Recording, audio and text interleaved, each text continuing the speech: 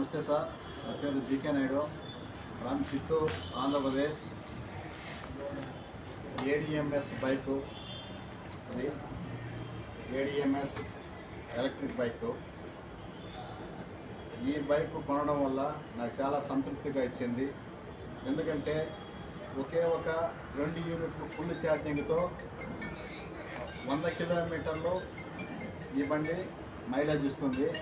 అలాంటిది ఇది నాకెంతో సేవింగ్స్ అయింది. రోజుకు 100 కిలోమీటర్లు తిరిగినా 10 రూపాయలు, కాబట్టి నెలంతా తిరిగితే 300 రూపాయలే. చాలా సేవింగ్స్ అయింది మాకు. అలాగే ఇది నాకు నచ్చింది.